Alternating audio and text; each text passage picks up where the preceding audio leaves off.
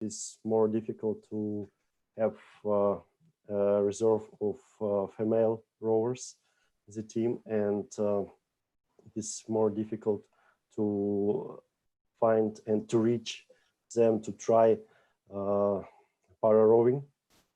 And it is more difficult to get them started at the very beginning.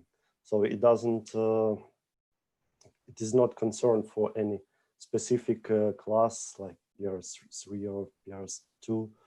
It is in general, it's just understanding that there is a lot of power training, there is a lot of endurance training, and it is difficult to keep them motivated enough to have training and to prepare during the whole season, and prepare them to be concentrated within some international events. And to keep them motivated, of course, there should be some selection process, and there should be some always reserve.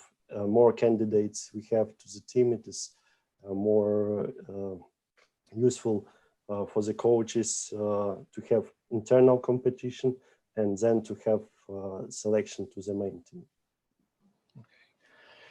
When racing did switch from 1,000 to 2,000 meters, did you change anything about your talent ID criteria? Did you modify that in any respect?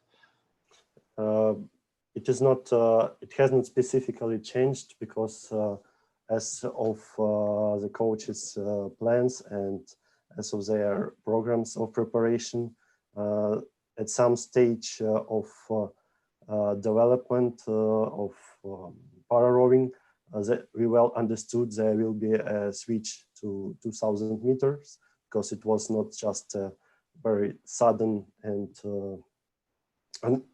unexpected change. So at some stage of preparation, coaches have already adopted the program to have more volume training, to have training to be ready to race 2,000 meters. Great, thank you. And Paola, any changes on with respect to your talent ID criteria?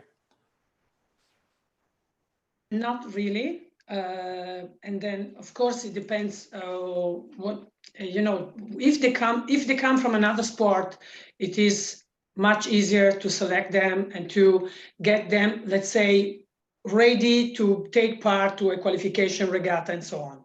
If they come from just, let's say, regular life, no sports activity as a background, that it is difficult, because in my case, even when I worked with Italy and when I worked with Israel, it is the same. We didn't have a specific talented program to like a search to research for specific athletes, but we were with both countries, we worked to have a large number of participants and then to involve them in rowing, and then I could make selection. So it's working the same. The difference that is coming from, let's say, the organization that we have in the countries. Like in Israel, the organization is coming from some associations, some veteran sports association, where they get all these disabled athletes.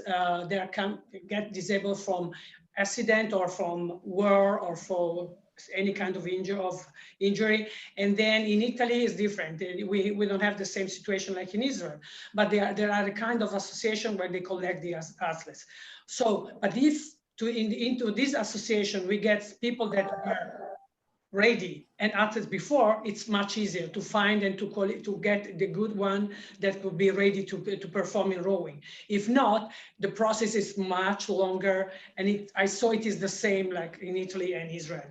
But it is also because, you know, let's remember that in para rowing, what is changing the most is the borderline of a disability, more than the talent. So if you find PR3 athletes which are really borderline, that gives you a kind of talented situation.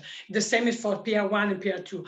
Of course, if the more they are disabled, the more difficult will be. But anyway, I don't have this. I didn't have either in Italy and in Israel such a big number of athletes that I could select and make and find the best athletes physiologically and so on. Maybe in Ukraine they have a bigger number of participants and they can make this selection more, let's say, properly for rowing. But in my case, Great, thank you. And Esteban, thanks for joining us, Esteban, from Argentina. And the question also goes to you. There was mentioned during the presentation that there certainly are some barriers to women joining and getting into para rowing. And I just wonder if you could comment on your experience of some of the challenges in terms of getting women into para rowing. Okay, thank you very much. Excuse me all for the delay in the connection. I have some problem with that. Well, our experience with the women athletes was interesting. Now we are making a special program to try to has much better condition for the development of the women athletes in all the categories, and also in the classic rowing, because in Argentina we have some problems with especially in para rowing with the women's at the moment. In PR3 category we have much athletes, but when finished the cycle to Rio, we start with some internal questions, we try to modify some strategies, and then we have a lot of connection with different institutions, from medical centers for rehabilitation, and then we made a special focus on the women's, because we need to have a lot of athletes with different levels, not exclusive the high performance, but we start for the base, and we try to have a lot of women in all the categories, conventional and para rower, and after that we start we must work hard in this point, but at the moment we have a good conclusions. We think that probably in 2 or 3, I think for the cycle to Paris, if we work much better now, we have a very good relation, a very good consequence. Great, thank you. So some strategies are certainly working better than others, in your opinion, in terms of talent IDing and getting women into para rowing? In our case, I would like to, our plan is to work very near, we have a lot of contact with the clubs. In this moment, it's very difficult, about the COVID situation, but we like to go with our athletes, with all the team, but especially with the women, and made, for example, the training camp in different clubs in all the country, because we like to see and have some meeting and some connection with the women's of the boathouse of the club in question, in different cities, and we think that we must work very hard thinking in the future, because we have a good present in the case of the women athletes, but we must work thinking in the future in the next generations, and probably if the little girls and women in different boathouses see and have a relationship with our athletes on wheelchairs, for example, and probably they have a friend or a family and can say, well, come back to our boathouse and start to practice. And we try to, our plan go for this way, to try to work hard and create an inspiration for the next generation of classic and conventional and para rowers, women. Great, thanks. That's great. Now, I guess that raises another question, and this goes to Paola and Oleksandr and Sergey.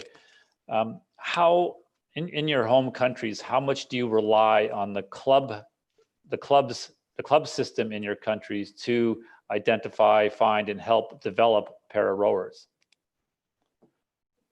I'll start with Paola on that. Yeah, so You know, now in Italy, I mean, the club is very important, and the federation. When I was a head coach of the Italian team, and now they are doing the same. So the federation is working very closely, close to the club, to each club, and trying to involve more disabled athletes into the club and involving them in rowing. So it is, and they're working very close, and especially now with the COVID, when they have some training camps, okay, but now when they are most of the time at home, they have to be in very good relationship with the clubs and with the coaches, the club coaches. And you know, it is not so easy. What I would like also to say something about the women, let's say, activity, and women involved in para rowing. I think, you know, we have to face, it's a kind of social problem, but it's also something that we need to think about, because there are some countries in para rowing where they have their athletes, when once they define the team, so these athletes become like professional athletes, they get a kind of salary, and they can keep rowing, go on, while maintaining probably studies or their job. But there are many countries where they don't have. So we have some countries where the army can help mostly men and less women, and this is also coming into the disabled sport. So it is, and this is a problem. And also what the problem is coming from the different ages of the athletes. So if we get a group of young athletes, they're still students, they can, let's say, work and say, okay, I'm in the national team, I'm a student, I can keep doing both. When they get to the age when they finish their studies and they want to start to work, but they're still in the national team, if they don't have any future or any gain or something, they start to think, oh, what do I have to do? I don't get any salary. I have to organize my life. I'm getting too close to 25, 30 years of age. What do I do? And then again, another big step and different is when you have athletes that are older. So if we have athletes older, because in para rowing we have, in many federations, we have athletes very good, still winning medals that are 45, 40, 45 years old. And there, they say, okay, I have my job. I want to do it. I can put aside my job, you know, my job for a while, and I can invest all I have myself to gain a big result, to achieve a big result. So there are 3 different levels, but we now have to consider that for these levels, the most effective in the negative way are the women, because they don't get, you know, money enough to survive, and they have to go to any way to live their life. And the same is reflecting into the club. So if I have to go to the club every day and I have to train twice a day, because now rowing is really demanding. I cannot train 2 hours a day and think that I can qualify for Tokyo or for Paris. I have to train 4 or 6 hours a day if I want to achieve a great result, because the level is getting higher and higher. So it's what we are facing in para rowing is getting closer to what we're facing in able body rower, in competitive rowing.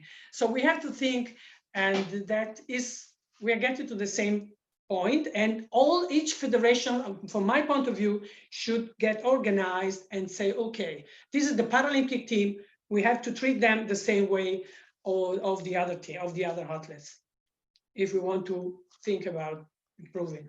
Great. So similar type barriers to para rowers as there are to able-bodied rowers in terms of women. So that's, I think we have to, I think your point is that they have to be treated the same. So it has to be the same process of developing para rowers as it is with able-bodied rowers, and there has to be a similar type process to that. Thanks for that. And that question goes also to you, Oleksandr, in terms of the Ukraine situation. What's the strength of your program with relation to your clubs? Do you rely on the clubs a lot for talent identification and development of the athletes getting into the para program? Well, it's quite a different situation for Ukraine, because there is actually no direct contact with the clubs. it is more applicable if we talk about Olympic rowing. And for Ukraine, for para rowing, it is more centralized, and we have a system that has different schools and centers for people with disabilities in different regions of Ukraine, but it is not about specific club for rowing or para rowing. And it may happen, for example, that in some region of Ukraine there is a club, and for example, a lady is training there, and at some stage of her preparation, coach sees that this lady has some borderline impairment like PR3, and then there may be a contact of this club with the coach of the team, of the para rowing team, or with the coach of the reserve para rowing team, and she's then now invited to the training just to try para rowing. That generally the system works this way. And it is also a question about not only about the club, it is a question generally about accessibility to the sports center or to the training facility, because it is not quite easy to find fully accessible sport center. Those may be used for training of persons with locomotor disabilities. And national team is actually based in one city. It's a city called Dnipro city, and the city is located on the main and the biggest river of Ukraine, and there is a possibility to have accessible facilities and to get rowers have training in a normal way without any obstacles or barriers they may face.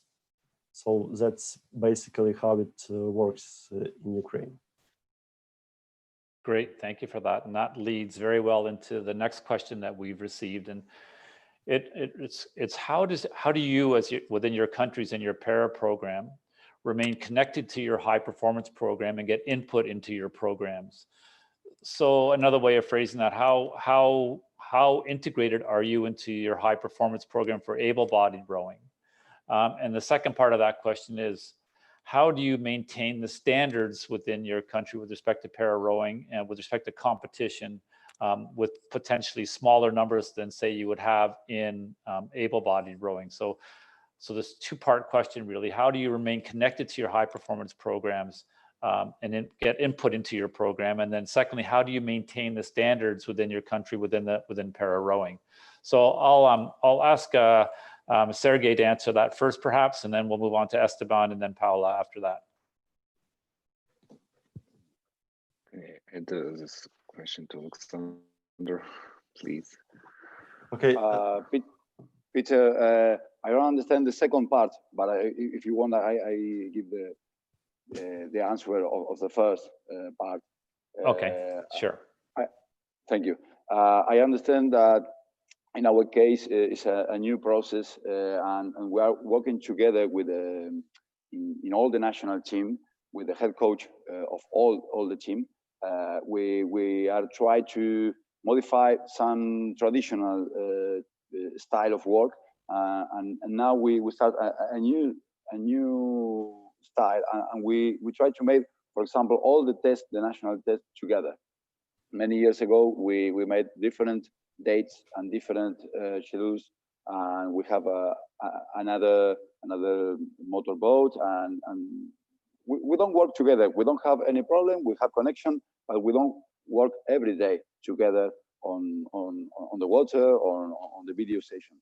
Now we change that, and we try to have a connection with all the levels. You know, the junior team, the women's team, the lightweights, all together, and and made the test and made the training camps in the same moment, in the same city, in the same lake, all at the moment. Many times we can do, and many times no, because maybe we have different challenge, but we think it's a very good experience, especially thinking in the new generation. For example, the other day we have a meeting with the coaches of the junior team, women's and men's, and we made two summer training camps together, especially with the women's, because we want to create an inspiration. What I say in the other ask about the future conventional rowers. And if you can explain me again, please, the second part of the.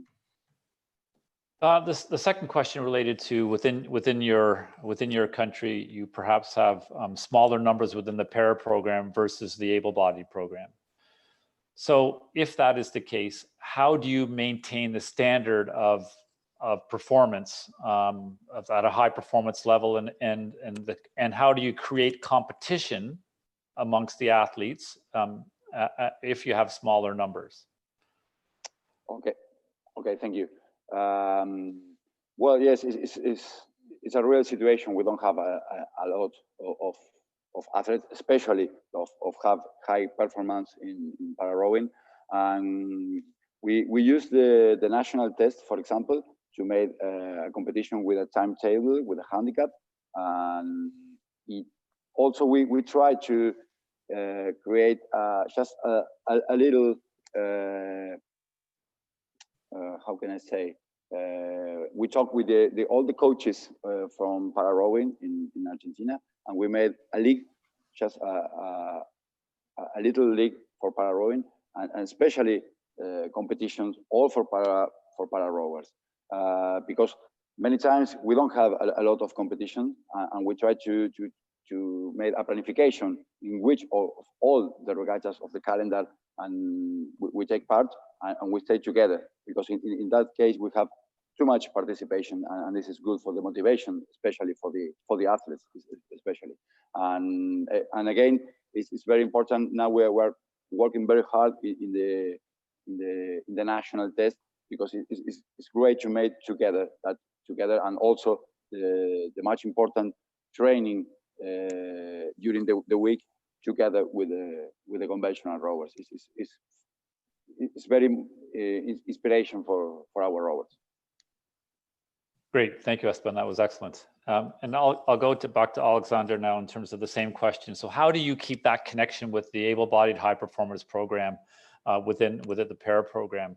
And then Paola, I'll go to you after that. We only have 5 minutes left, and I have a couple more questions, so I'll just try to move on to Oleksandr here. Okay, let me pass the word to Sergey. He wants to continue. Yeah, for our para rowing team, it's separately work with usual team, usual federation, and we don't have a lot of sportsmen for have own competition between our competitors, and in this way we tried to do some tests with healthy sportsmen in adaptive program. It's like test, not more, because it's different. In high level, it's can't combine and have a national selection with usual federation. And we try to combine these two ways to improve our program in national teams, but it's sometimes quite difficult, and we try to do it. Great, thank you for that. So, Peter, can I say something? Yeah, of course.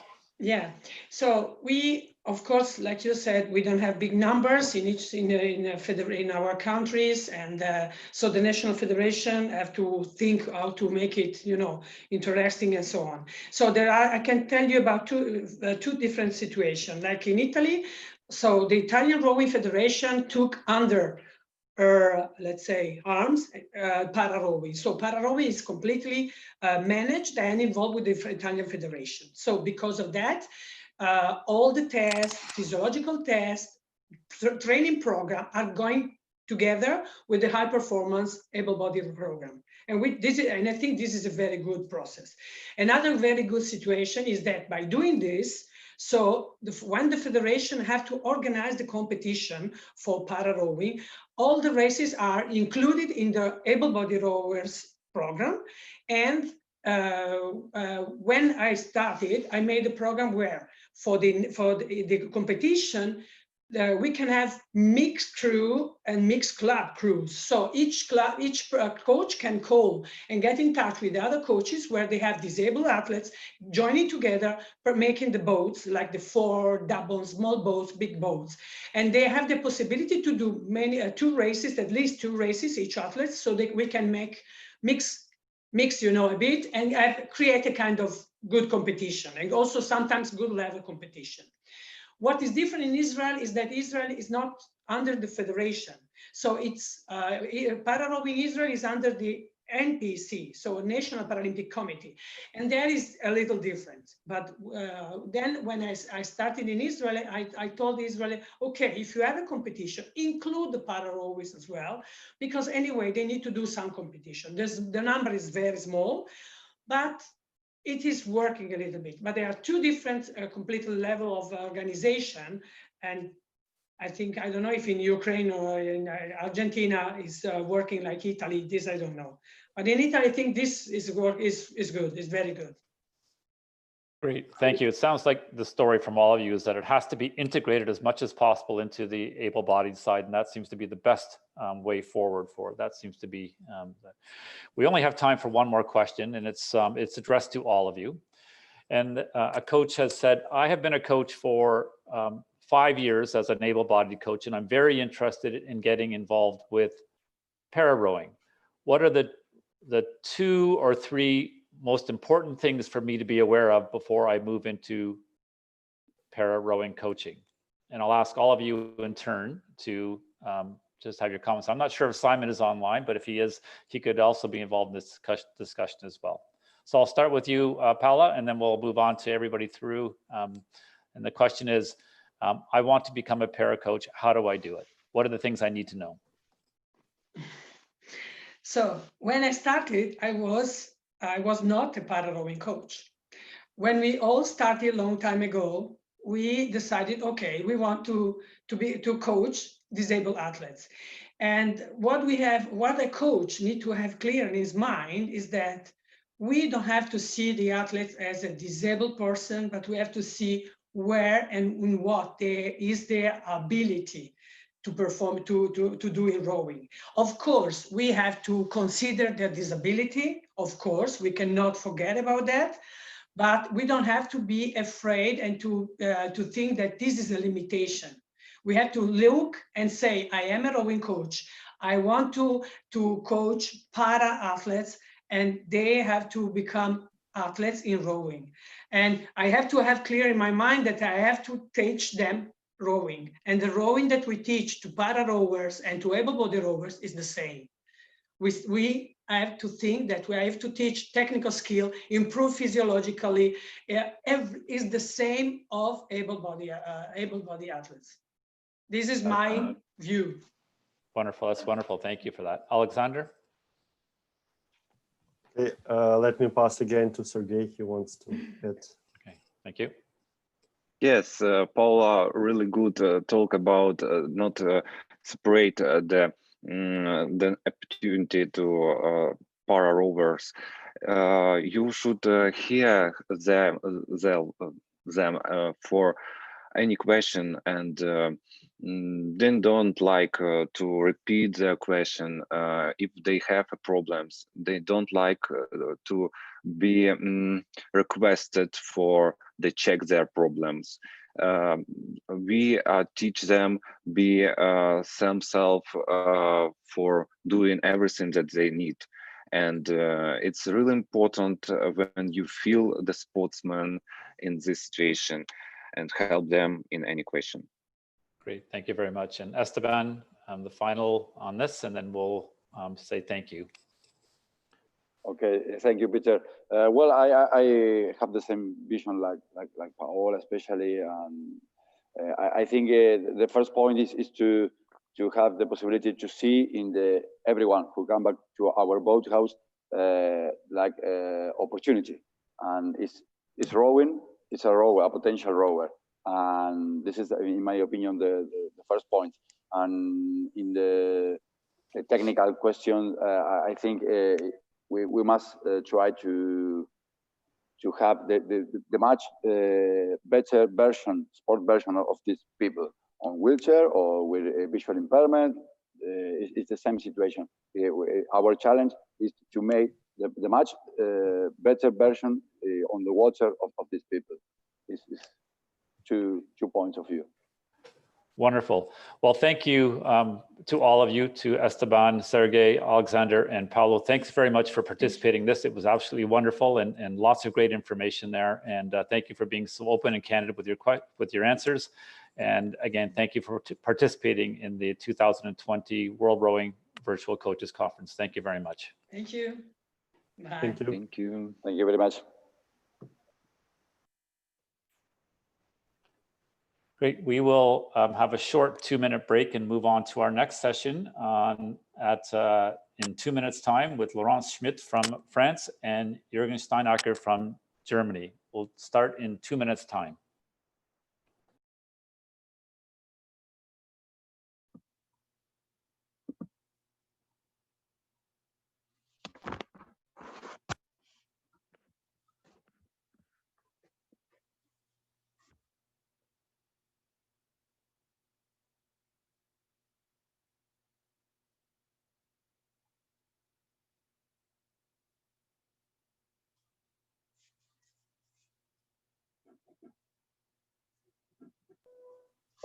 Peter.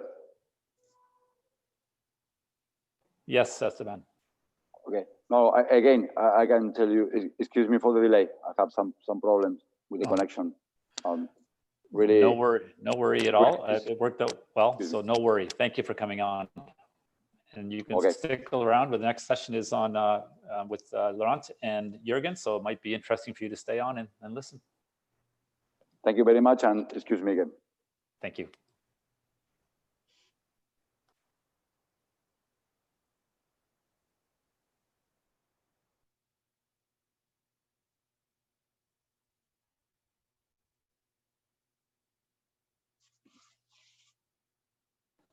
Great. We're at 20 minutes to the hour, so we're going to start. And thank you, Laurent Schmitt and Juergen Steinacker, for joining us this afternoon for this session. Again, I'd ask anyone participants to send in your questions, please, and we will try to answer them as best we can. So we will start with a question for Laurent. And the question came from Sally Maltz, and it was, can you explain what the significance of the 2 lactate thresholds you mentioned are? They are labeled L1 and L2 in your presentation. Yes, thank you for the question. The first lactate threshold is the beginning of the increase in lactate. Under this, we have no production of lactate. This first lactate usually is around 2 millimole of lactate, but with our best athlete in biathlon and cross-country skiers, it's clear lower, around 1.2, 1.3 millimole of lactate. It's the begin of the increase in lactate. And the second correspond to the clear increase around usually 4 millimole of lactate, but with the high level athlete in endurance, it's around 2 or 2.5 millimole of lactate. It corresponds with the ventilatory. Under the first lactate, we are very easy with the breeze, able to speak a little. Between the two, the breeze become to be difficult, but you are able to speak. And after the second, it's impossible to speak because you are in hyperventilation. Do you have any inkling as to why your top biathlon's L1 level is that so low at 1.3? Is there any physiological reason for that, or how would you explain Yes, that? because I work with the kinetic of lactate during a test with the long steps around 4 or 5 minutes to have a stabilization between the lactate, the heart rate, and the ventilation. I try to be sure to have to determine, it's not easy, but the beginning of the increase of lactate. Great, thank you. And that's wonderful. We have quite a few more questions for you, Laurent. So I'll ask one to Juergen first, though, and we'll get back to you. Juergen, this was from one of the participants in the session earlier this week. Could you please share the link for your infection model and study where the room size changes and the ventilation is changed and so on, as it didn't show up on the screen? So is it possible to share that link with our participants? And I think you're on mute, Juergen, so just unmute yourself first.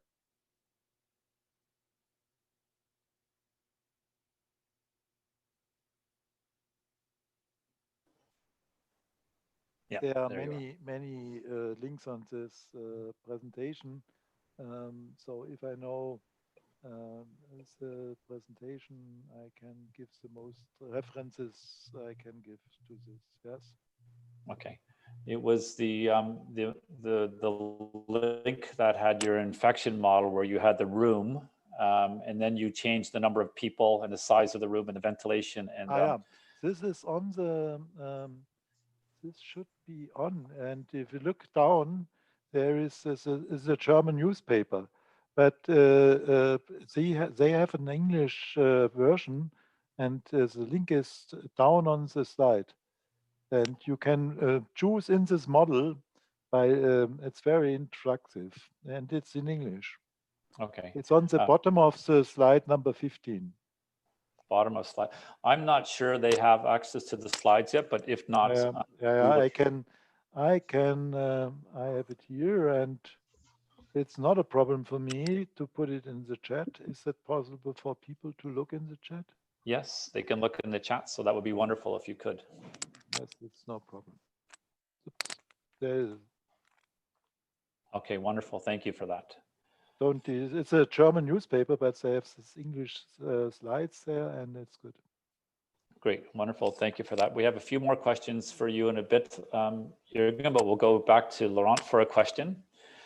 Laurent, during your discussion earlier this week, you mentioned a coefficient derived from intensity and duration. Some of our participants are asking for an explanation of how that coefficient is derived. Yes, the coefficient of intensity.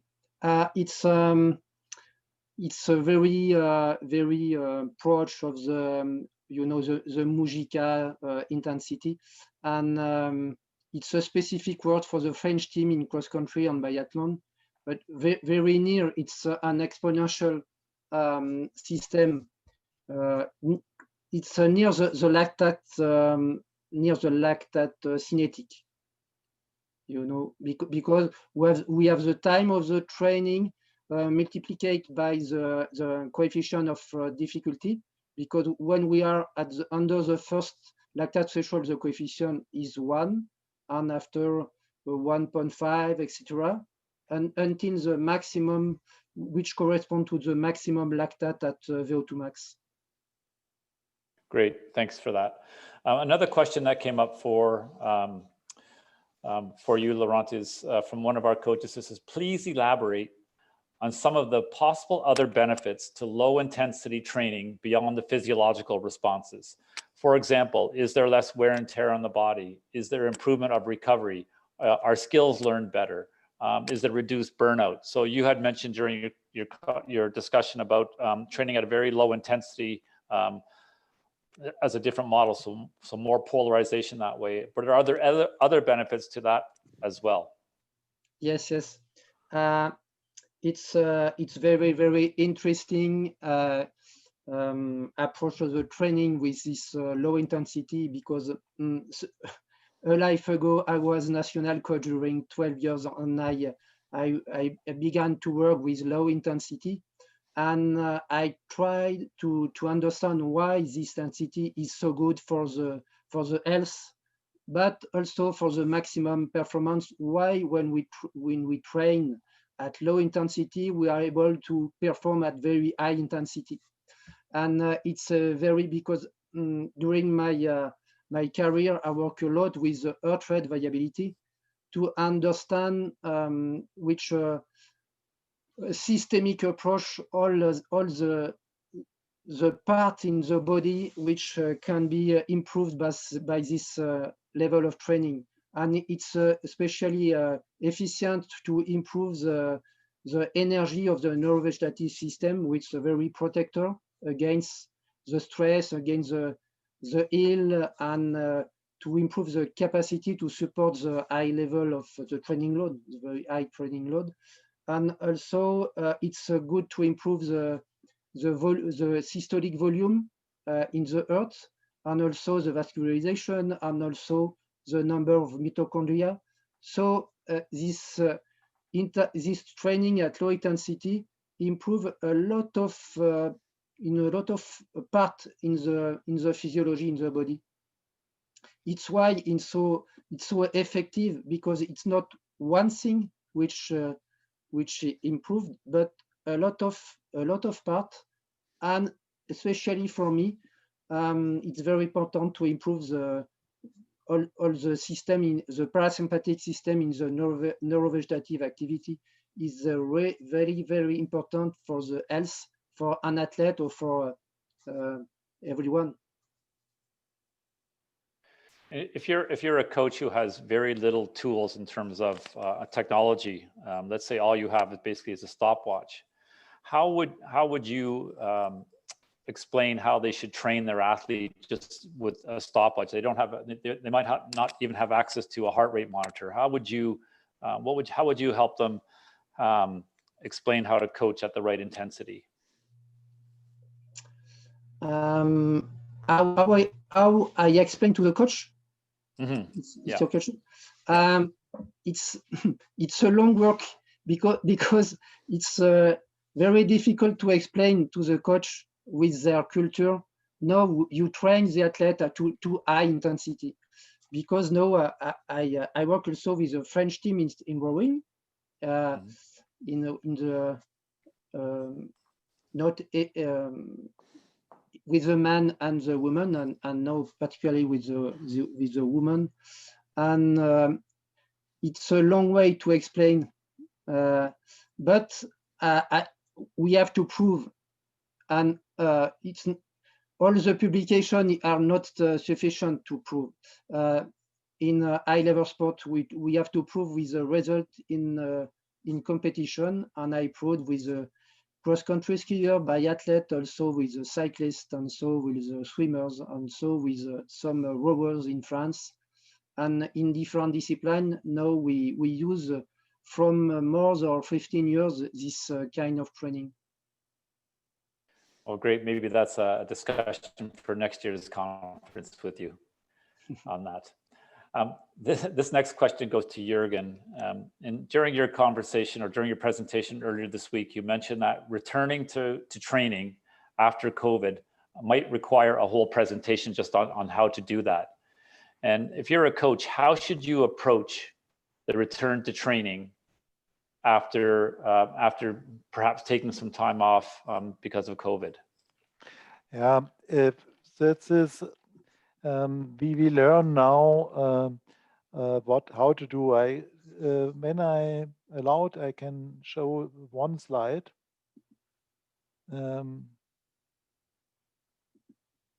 You see now that's one of the slides which are a common standpoint. And if you look through this complicated slide, I did not go through it in detail in my presentation. First is if an athlete has been tested positive, but has no signs of disease and no symptoms, as a cis athlete, then he should be checked by the doctor, the team doctor, or by a medical doctor. And if there are no signs of disease, then after, I would say, after 1 week of rest, like in another infection, they can return to training. If there was a COVID disease, like an infection with fever or taste, I think taste is a very important sign, then they should wait at least 7 days after recovery to go back in training. And in this time, a doctor, a sports medicine doctor, should see them. There are some recommendations for doctors to do this. And if they do not recover, then you have to send them to a specialist. I have now several rowers and other athletes which had not a good recovery. And these suffer really, particularly athletes who have dyspnea during exercise. They may be, first time you say, look very well, but the performance is down, heart rate is up, performance is down, and then you should look for a doctor. I have here the second slide. You see, we also see now myocarditis in athletes. This is the heart, cross-sectional MRT of the heart, and those athletes who are ill have a serious disease. And I think Sports Medicine Commission will make a presentation in maybe in 1 month or so to give more advice on this. Yeah, it's a complicated system to bring them back. When myocarditis, it's 2 to 3 months out of training. It could be, yes. Great, thank you for that. But essentially, I guess your recommendation is no matter what, when they come back to training, they should go see their medical physician first and get a thorough examination.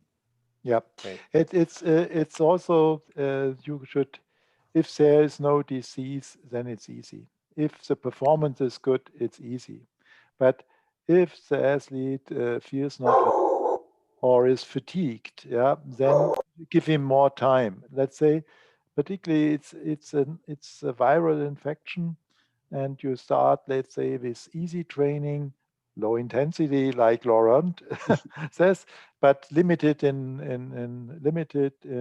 amount. Let's say only 1 hour, and you can train then with intensity, with strength training.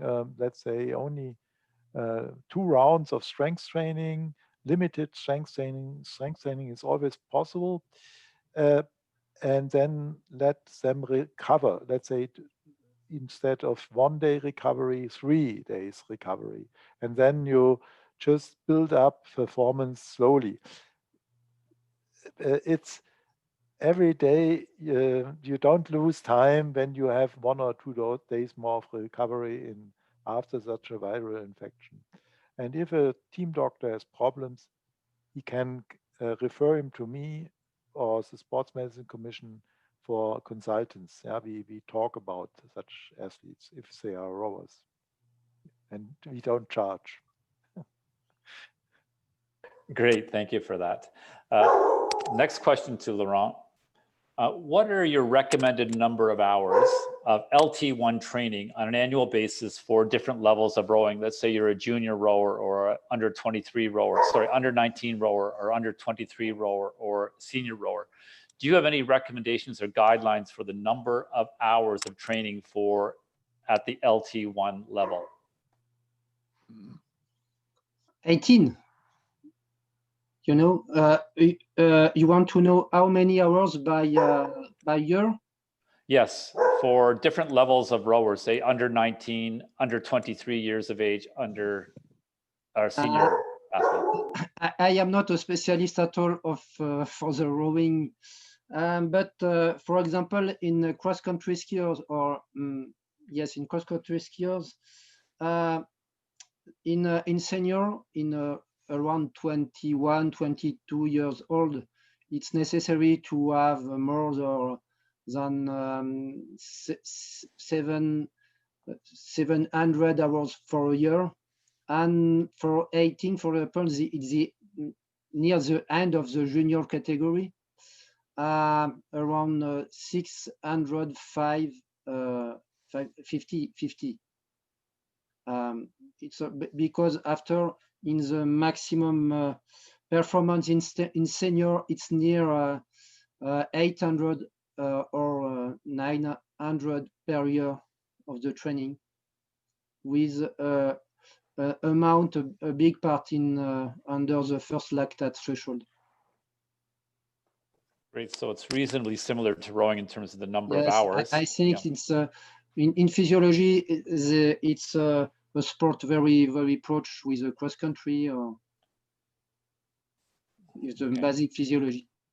Okay, great. Thank you very much for that. Again, how do you quantify strength training in the training matrix? So in terms of the number of hours, or how do you quantify it within the matrix?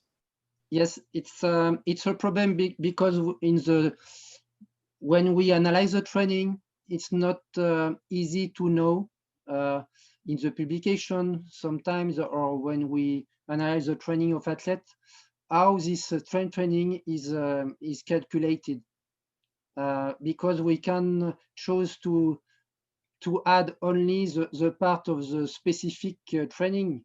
For example, when you with a series with exercise, we don't know if you add training and recovery and only the training exercise or all the session. But in France, we have chosen to note not the recovery, not the warm up, but the training, exercise, and recovery. All is calculated all together. Great, thanks for that. Next question goes to Juergen.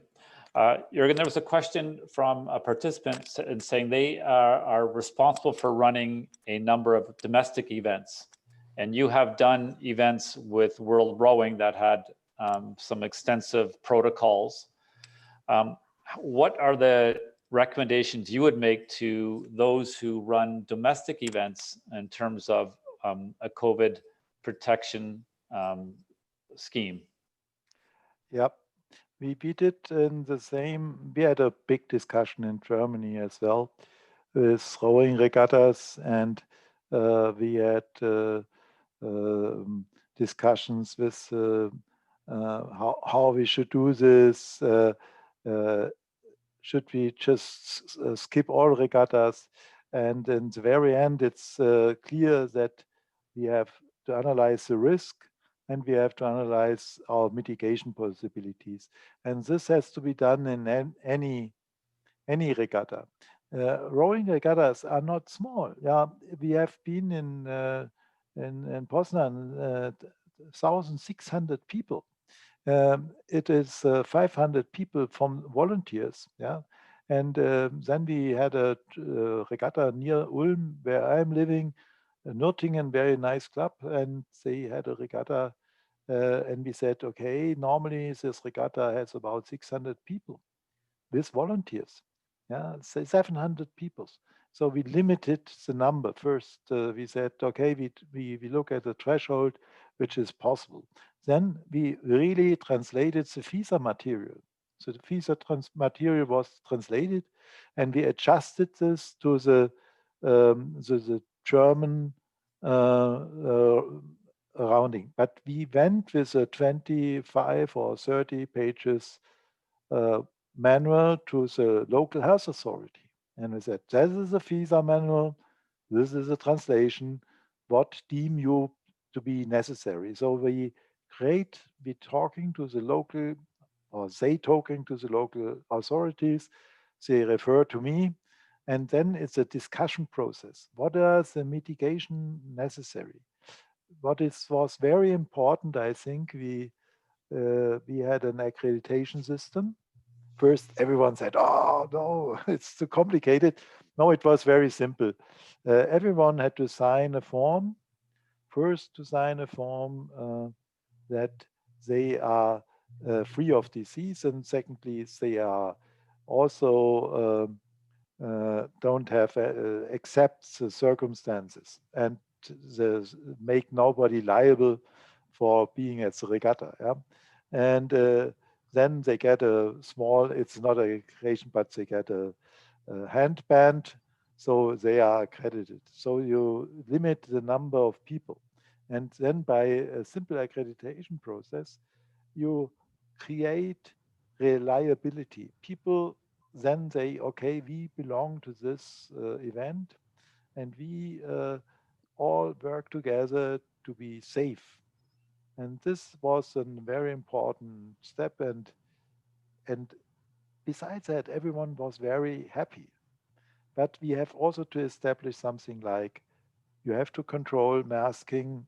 There should be always someone with a yellow vest walking around and say, oh, please follow the rules. But then overall, it was a smooth regatta and we have no infection.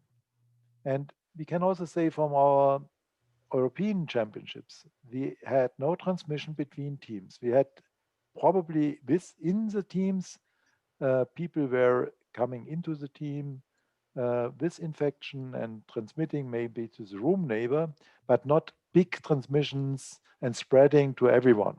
And this is a very important. When we act professional, and rowers are professional, hopefully, then we do have no transmission. The transmission comes from the party afterwards. And this is, let's say, this is always, we see in the hospitals. You can work in a hospital ward where COVID patients are, and you will not get infected because we know now enough to be protected. And protection is very simple. Hand washing, disinfection, masking, and distancing. And even for doctors, it's not a problem. But and the masks are very important, which we learned in March. But with the FFP2 mask, I can have a patient examining with the echocardiography and will not be infected. Yeah, and this is important. You have to be acting professional, and that is the same if you have a local regatta. It's easy now because we know what we have to do. And if you are clever enough, create trust to the local health authority. We had in Nürtingen regatta, local regatta, there was a red zone already, no transmission. And this is important. I think it's not so difficult. Will there be a challenge? You mentioned that in Poznan for the European Championships, the transmissions were within teams, so they were potentially coming in within a team, the transmissions. For domestic regattas, will there be any larger challenge with respect to that in terms of the potential infection coming in with a club or a team? And it's impossible for you to monitor all of that, but is there any significant risk that should be attached to that? Yeah, I think first is clear, everyone signs and the club is signing that this rower, this staff member was not ill in the last 14 days. When you exclude people who have been healthy or have been ill in the last 14 days or have been in contact to COVID people, then you create a high level of safety. There is a 1% rests unsafety, 1 or 5%, but it's calculated unsafety because everyone wears a mask that does social distancing, and so the risk is relatively low. Testing in a local regatta is impossible. Nobody can pay this, and it's not necessary for my belief. Because we are a rower. If we do wrestling or if you do soccer, that's a difference. Yeah, because of the outdoor aspect of it. And outdoor, no problem. But we don't, the risk is dining, catering, the party afterwards. They cannot have a camp with 50 young people in one tent. Yeah, normally we have in our local rowing regattas, people live together and sit at the fire, and it's nice and dancing. That is not possible. And we also, spectators, we should keep the spectators out, because spectators don't sign a waiver. The spectators are unreliable. These are, and we keep unprofessional people out. Great. Thank you for that. The next question is for Laurent.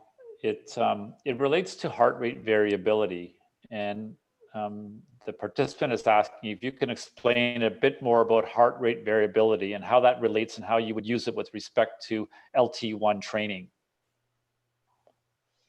Hopefully that makes sense. Yeah, the question is the importance of heart rate variability, how I can use it during the training. Yes. Yeah. Yes.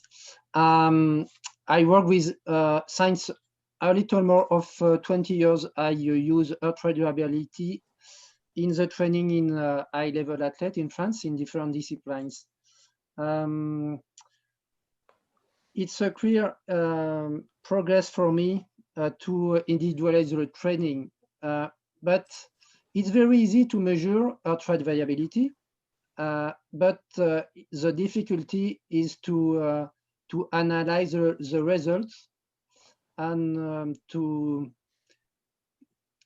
understand what the physiology under the heart rate variability. What this signal want? Is it a problem, etc. I showed 5 different fatigue states. There are no one fatigue, but 5 clearly different type of fatigues. And so it's very, very important to know this type to propose the good remediation, the good training, the good food, the good recovery with, for example, cold water or massage of etc. etc. In high-level training, we know how to train the athlete, but I think how to improve the quality of the recovery. It's really, really very important, and the heart rate variability is a clear, a good guide for that. But it's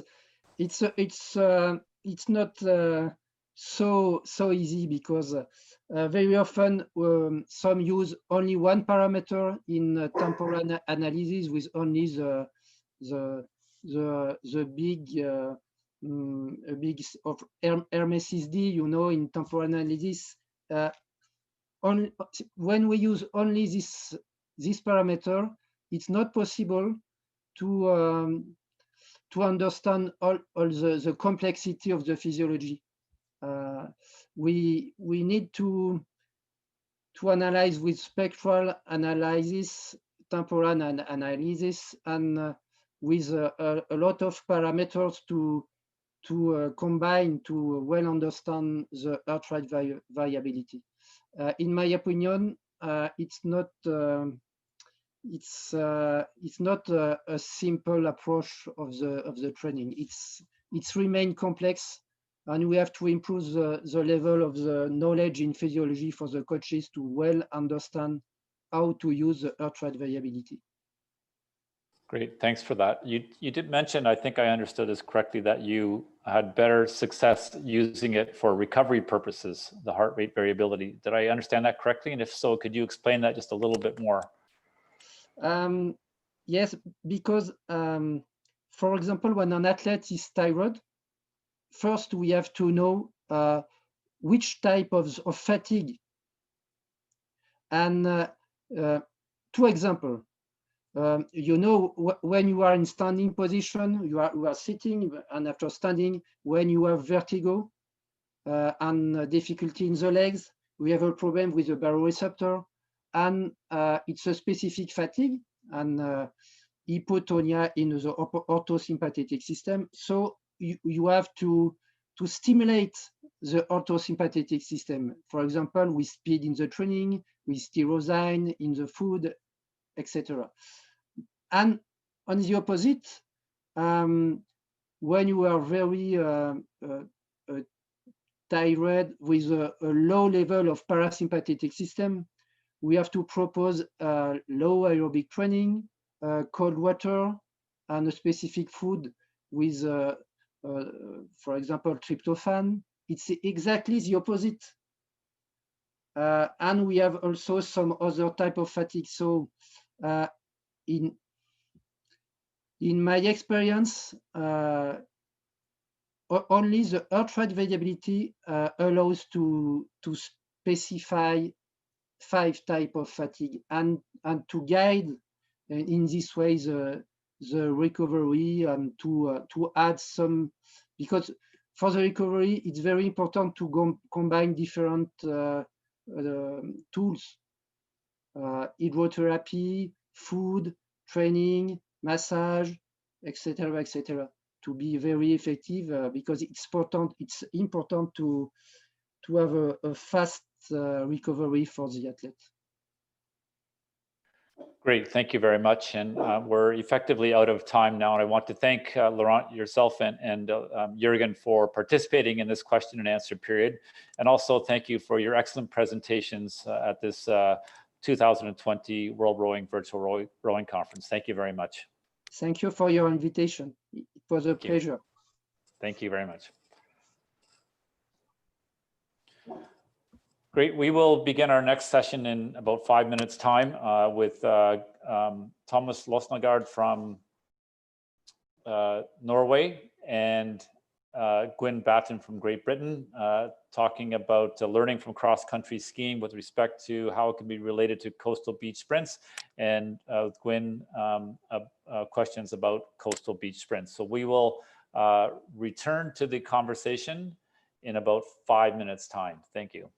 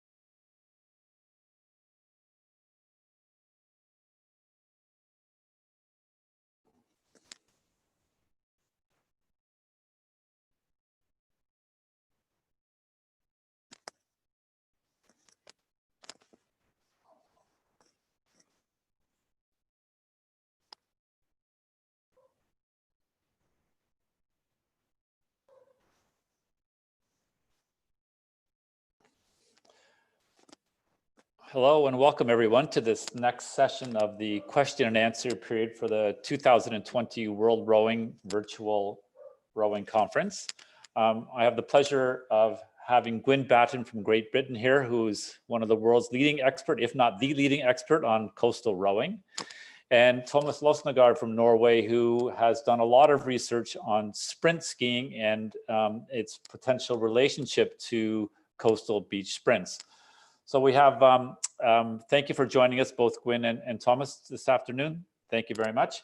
And I'm going to start with a couple of questions. There's quite a few questions that have already come in, particularly with respect to the coastal rowing side and some with respect to the physiology side or the relationship between ski racing or sprint racing and coastal rowing. So I'll start with one for you, Guin. It's a very technical question.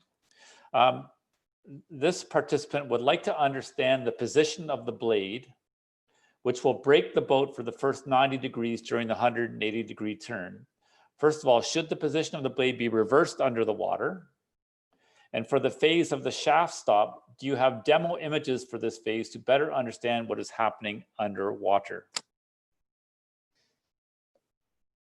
Wow, yeah, very specific question.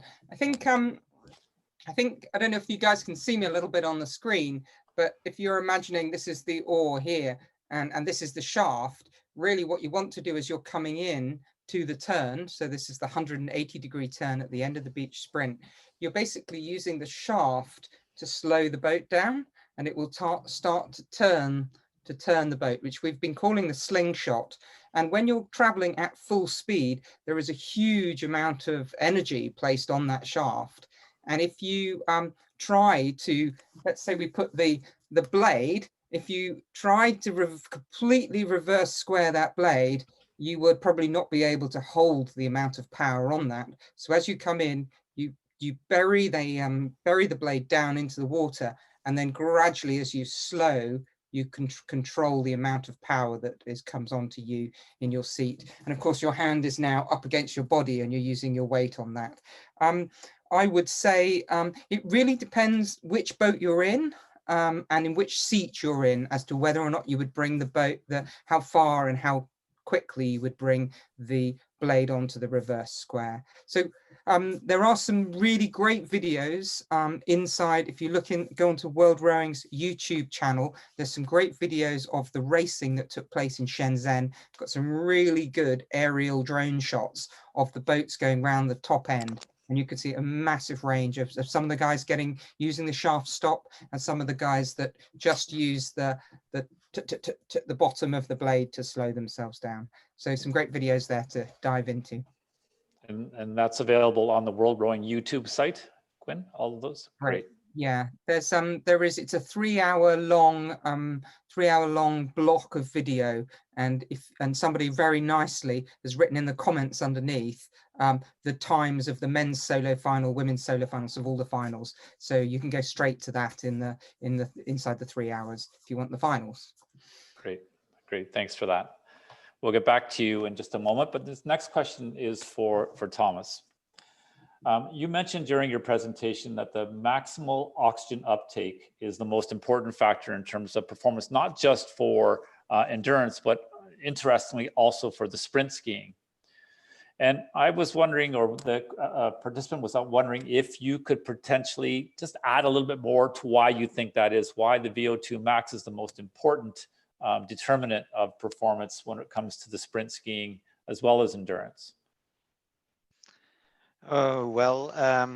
We have seen in several years that VO2 max is the most important factor in cross-country skiing, for distance skiing, of course, but also interestingly, we also see that a high VO2 max is important also for the sprint skiers. But in skiing, we have this issue that let's say the sprint skiers are much heavier than the distance skiers, so it's little bit different maybe to rowing, because in skiing you have these up and downs, and the importance of body weight is of course there if you ski uphill versus flat terrain. So we typically see that sprint skiers is much heavier than the distance skiers. So distance skiers is like 15 kilometers and over, and sprint skiers is 1.5 kilometers. So there's a clear differences in VO2 max according to the absolute VO2 max for a distant versus a sprint skier. But I think, and we see in that the VO2 max differentiates levels of sprint skiers as well. And I think that that's something about, you should compete over 4 heats. So a sprint competition is a very long day. It's a very hard day, and you should. The point is to actually keep the performance over 4 heats, not just only once. So we see that there's many skiers that's very good in prologue, but after the prologue they're almost dead.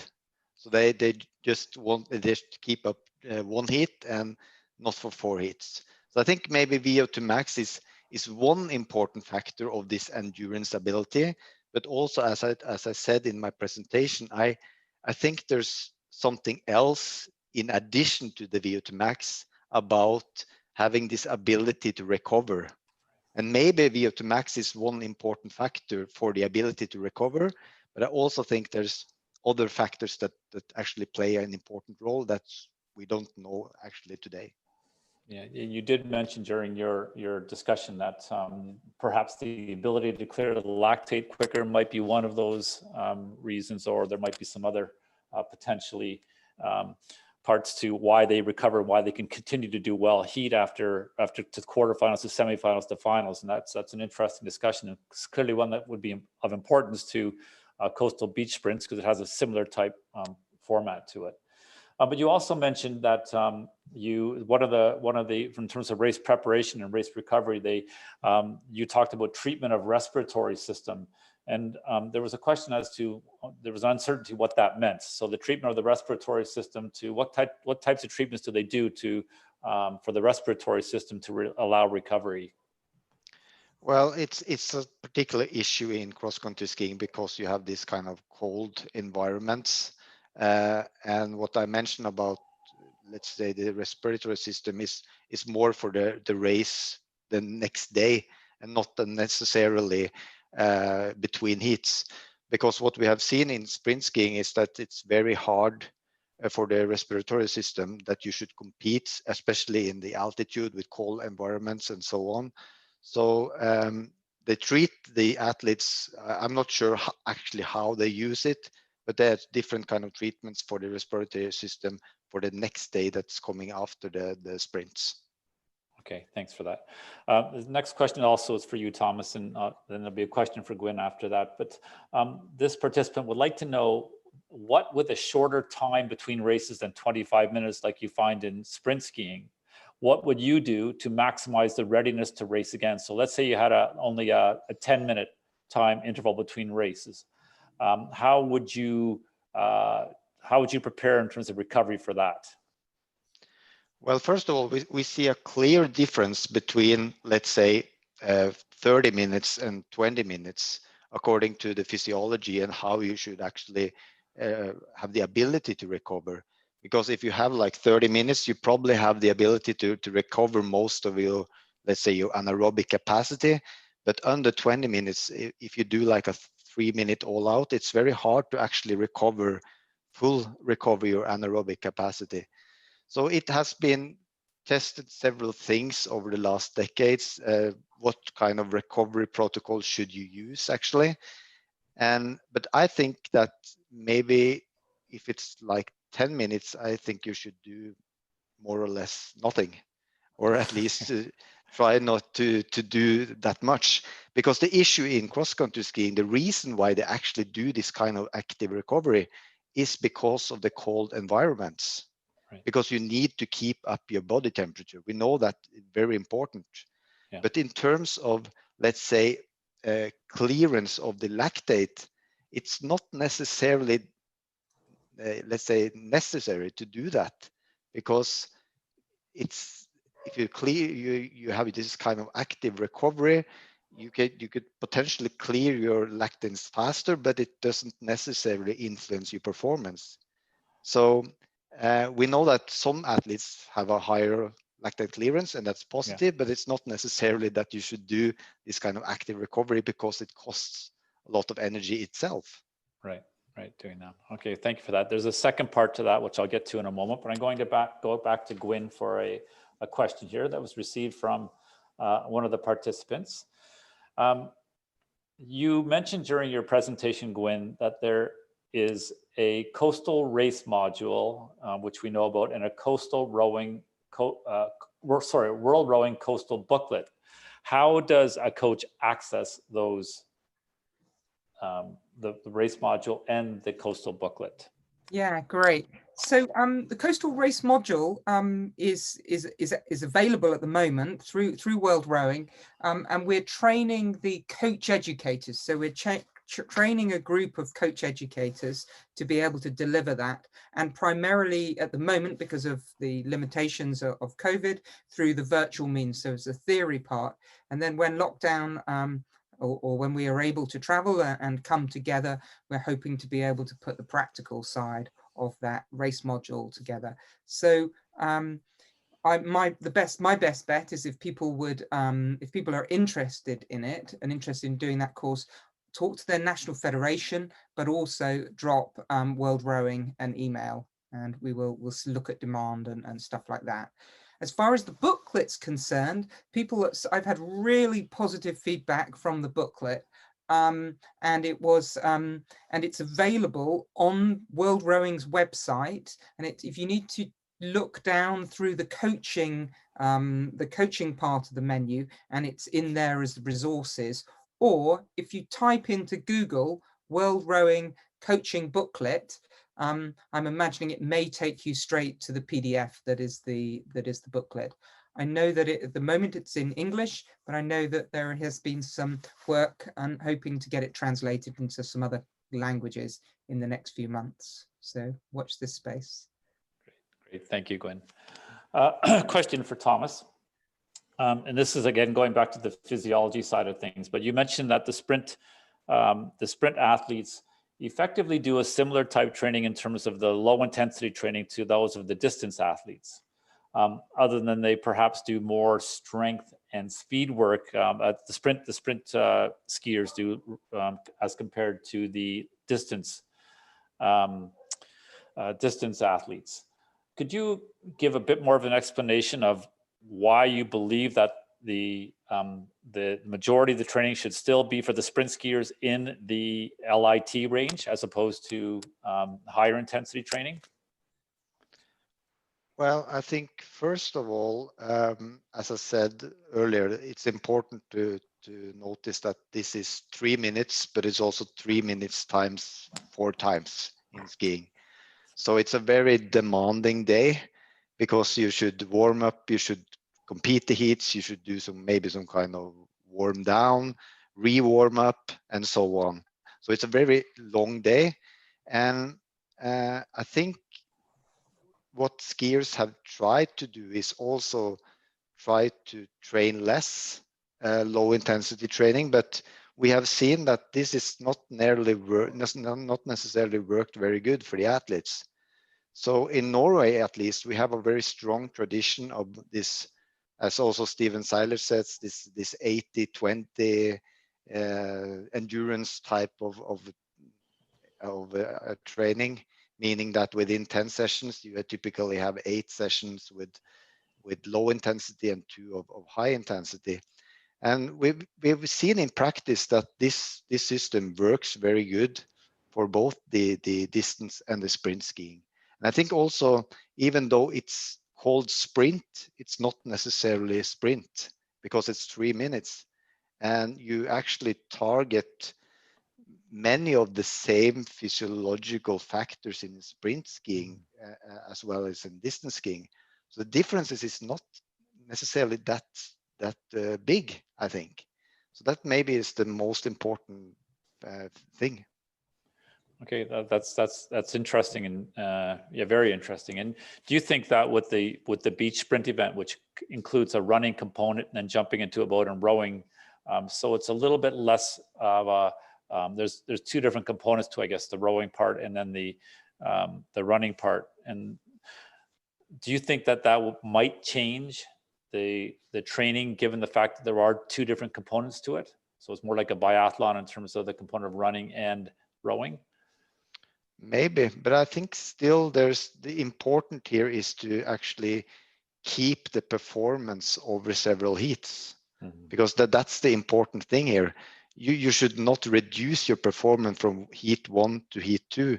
And also, if I understood correctly, in rowing, the time differences between the heats are rather short compared to sprint skiing, where we have typically maybe 2 hours from the prologue to the quarterfinal, then 45 minutes, and then 20 minutes. So in rowing, it seems that this is going to be even shorter.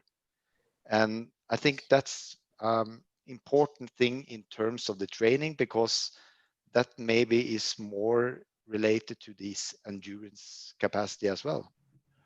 Right. Yes. What we do know in the beach sprints, the time between races can be 5 to 10 minutes. It can be quite short relative to what you get in skiing. And I guess one of the questions that we did have was, would that favor the higher seeded athletes then, who perhaps get a longer rest between each race?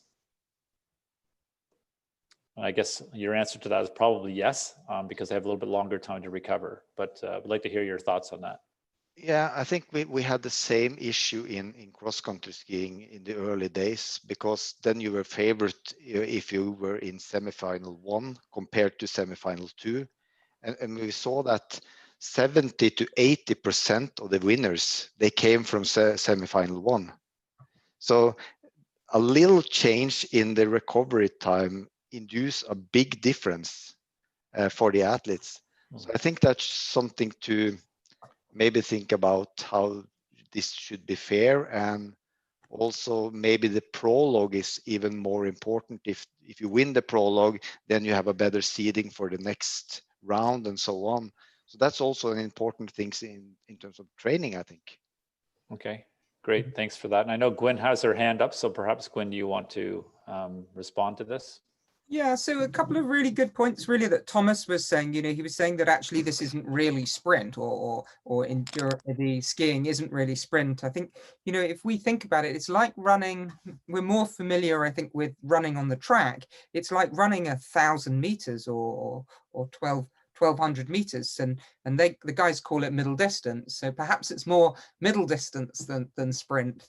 It's just in comparison to our 2 kilometers or the 16 kilometers in cross country. I think coming to that question specifically about the advantage of coming into remember, we are doing one-on-one elimination races. So very similar to tennis, very similar to World Cup football, where you do your early rounds and then you come into the last eliminations. And if you are coming in from our time trial, which is the equivalent of the prologue, that is, you are being seeded out of that time trial. So it's really important that if you want to have the best seeding into the draw, you do well in the prologue or in the time trial. And there is an advantage, and there's a sort of saying, it keeps giving. It's your result in the time trial keeps giving as you go through. Sorry, a little bit of a cough there. No worry, thank you. That leads to the next question, Guin. So if you had some advice for coaches who are preparing for the beach sprint event, what would your top advice to them be? I think if you look at the breakdown of the race, okay. So if you look at the breakdown of the race, I think it's 42% of the race is rowing. You need good rowers. Yeah, you need fast rowers, you need good rowers. That is the basis on which everything is built. And then next to that, it's the transitions that come in. So as a coach, you want to work with your athletes to create almost perfect transitions. So transitions where the athletes are making no mistakes and can repeat it 20 times with no mistakes, and can repeat it 20 times under pressure with no mistakes. And so I think you build up your athlete by understanding the sport itself. I think if I was to look at my experience of bringing coastal community rowers and river rowers together, it's the hybrid of those athletes that will make the really good beach sprinters. And the reason I say that is that in the fine boats, our quality of technique is so good, our precision, our ability to adapt the power in our body onto the end of the oar. And so that comes from the river. And then the knowledge and the experience and the agileness that the coastal rowers have in their rowing on the sea, if you can merge that together, I think you've got a very powerful and highly potential group of athletes. Great, thank you for that. And another question for you, Guin, and we'll move on to Thomas for the next question. But do you see a day, right now, essentially, we try to limit racing conditions to under 1 meter in terms of wave height. Do you see a day when the rowers are experienced enough to row in larger and bigger waves? Yeah, I think it's not really the absolute height that is the issue, because we can go out on, and I've rowed in 4 meter high waves, but of course they're 4 meter high rolling green waves that are 70 meters long, which of course means that they hold on to their integrity, and it means that the boats, our boats, the coastal boats, can maintain their directional stability. The challenge we have of the type of design of boats that we have is that they are more like offshore yachts than they are surf boat rowing. So a surf boat rowing is beautifully designed to row in big surf. It's got a pintail stern, it's got a rudder, a sweeps oar way out the back. It's got a flared bow that lifts the and what we have is a shape of boat which is really great at the offshore waves. And so for us, what we need to be mindful of is how we can control those. And as you get to a certain point in the wave, and I have a little boat here, you get to a certain point in our waves when they're short waves rather than these long waves. And so that's what I mean, where 1 meter over 50 meters would actually be a lovely wave to row along. But if you've got a 1 meter wave that is maybe in a 3 meter distance, that's going to push the stern up quite high. And it's going to take a lot of skill of the athletes to be able to get that wave back behind the stern of the boat to be able to come in on that wave. And so there's a whole load of parameters. Is it spilling? Is it dumping? Is it long or is it short wave? And all of those. Now, the long and the short of it is, at the moment, I think we have an emerging community of rowers, some which are incredibly accomplished and could go out tomorrow and row in pretty challenging waves. But we have also a younger group or a newer group to the sport. And what we have to be careful of is that we take the whole group with us. And so my advice to coaches, when you're out there, make sure that you build the progression for your athletes in handling waves by building progression of your beaches and your waves. So go on swimming beaches, go on beaches with lovely flat slope with smaller spilling waves, and then gradually build them up to bigger waves and maybe steeper beaches.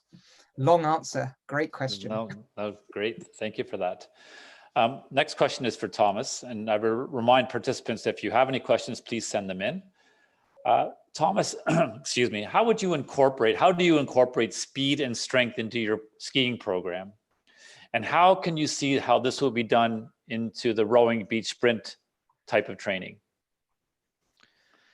Yeah, well, the skiers typically train like 2 sessions of strength training within the week. And they typically do this kind of sprint training, let's say 2 times per week.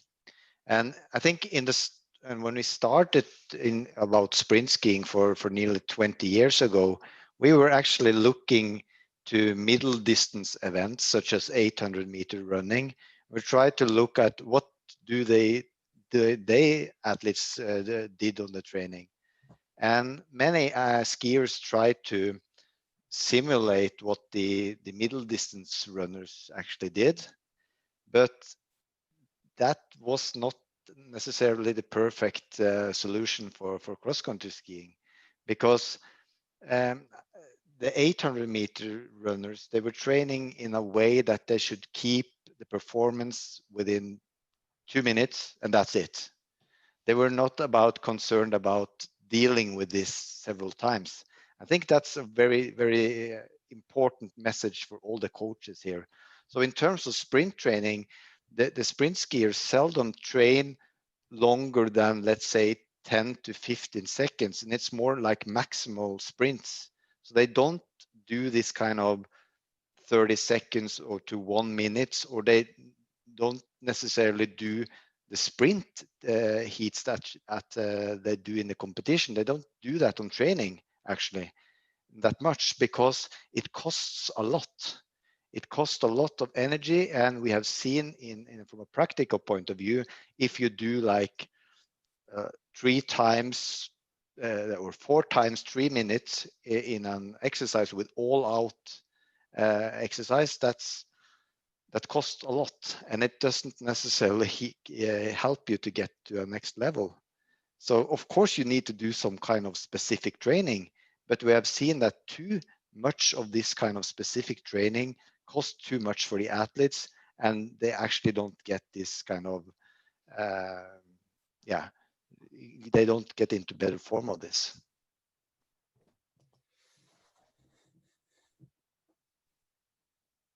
I think you're muted. I think you said that for a typical sprint racer, skier, they will do 2 times strength training per week and 2 times sprint training per week. Did I hear you correctly in that?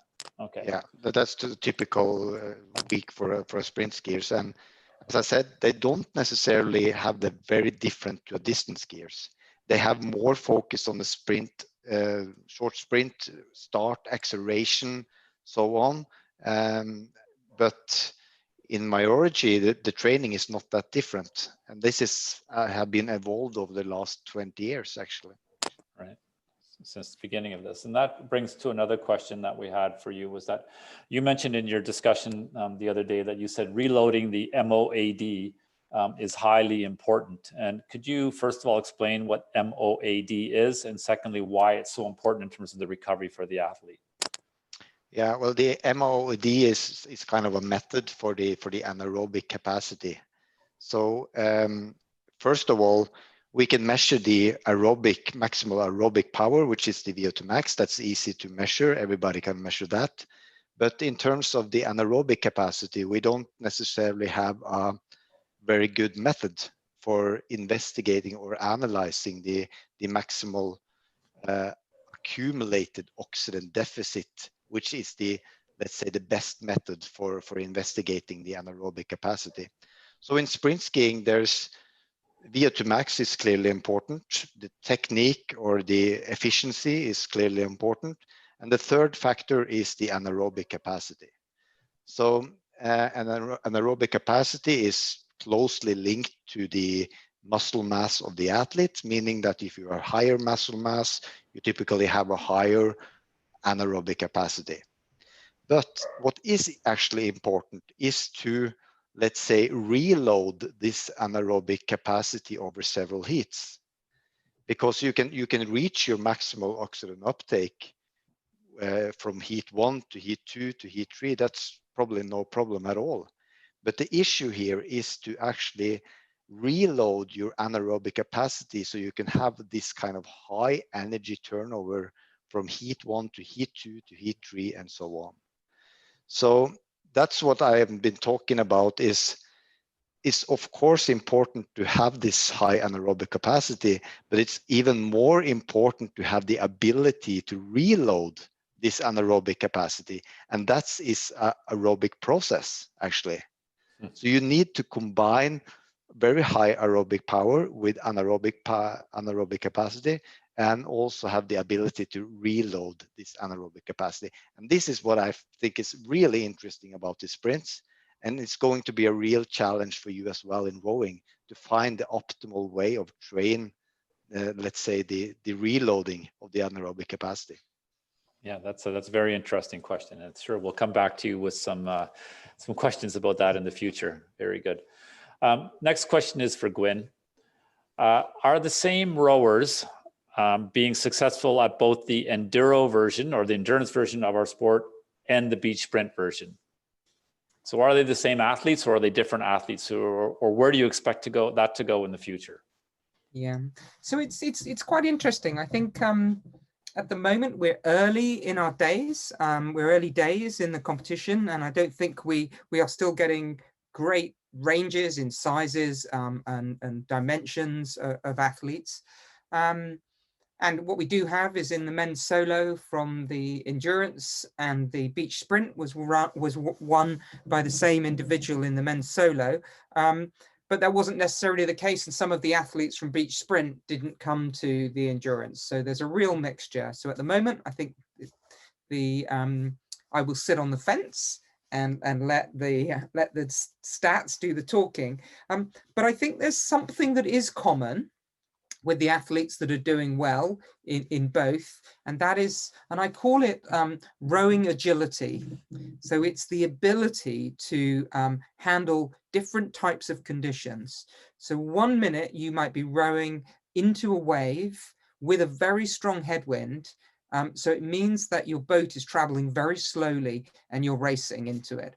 The next minute, you may have been turned round. You've got a very strong tailwind, and remember, we tend to row in stronger wind conditions than we would on the river and lake. And you've also got a wave behind you, which all of a sudden is taking you at speeds which are faster than, say, a men's 8 coming off the start. So you as an athlete have to be able to change your stroke rate, change your power output on the end of your oars to match the changes in speeds of your boat. And that is real agility. So I think if you were to take, is there something that some athletes will be able to do and some athletes won't? Fundamentally believe it is this rowing agility, being able to handle the situations and as they change. It's a bit like if you think in cycling, we have the track bike, and the track bike has a fixed wheel and a fixed gear. Okay, and all they need to do is get up to speed, and they tend to maintain their speed on the time trials. If you think about a mountain bike, they're going up and down hills the whole time. They've got a whole stack of gears on there. Well, on the endurance and on the beach, there are different gears during that process, but the athlete has to make those gears by longer strokes, shorter strokes, higher rates, lower rates. So it's fascinating, and I think that's one of the critical things, the rowing agility. Great, that's wonderful, thank you. And that leads into the next question and the final question. No, I have a couple more questions coming here. Actually, this question goes to Thomas and relates to the what Guin was just mentioning. Is the equipment for sprint skiing any different than for distance skiing? Are the skis the same? Are the poles the same? Or is there any difference between the equipment between sprint and distance? It's more or less the same equipment, so it's not very differences. We have been testing, let's say, different kind of pole lengths for the performance, and actually we see that longer pole lengths is more efficient if you go slow, and if shorter pole lengths is actually more efficient if you go fast. But there's some clear rules, regulation from the International Ski Federation according to this equipment, both in terms of poles and skis and so on. And so basically there's not much difference. It has been tested, different kind of binding system and how high the shoe should be over the ski and so on. But today they use the same equipment more or less. Okay, yeah, interesting. Thank you for that. I think we have a couple more questions. It might just take me a minute to read them and decide who they're going to, so just bear with me. This question does go to, it's more of a comment, I think, but it goes to Guin. It says, skill development will be a much more important part of the training for coastal beach sprints. As from the discussion by Lars and Thomas, this is true. Is this true for the skiing regarding skill development that Lars Arndt did in terms of the presentation he did on skiing and development? Will there be a much larger component in beach sprint training to develop skills? This is for Guin. And I think, Thomas, you might have some comments about that as well. Wow. I think in beach sprint, because there's multiple facets to it, there's the transitions for the sprint, the transition into the boat, the 180-degree turn, and the transition out of the boat. And, you know, but remember that the rowing stroke still maintains the largest proportion of time in that. So what I fundamentally believe in, what I'm seeing at the moment is you need to be a good rower. So that skill, the ability to row well, just basically row well, and then be agile enough to handle the conditions that you're on the water. And then it's about eliminating mistakes on the transitions, because I think there's a maximum speed at which you can go on the transitions. And I think it's very hard to go faster than that. But I think what we're seeing is where people are losing out is where they make a tiny mistake, and it's a fraction of a delay in grabbing the handle, or getting a tiny crab at the start, or putting their foot in the wrong place. So it's that cleanness of the transitions. So I think skill is important. It's a different type of skill, but you still need that basic rowing skill. I still think that you won't be able to come to the sport with subpar rowing skill and expect to do well. I think that's needs in that space.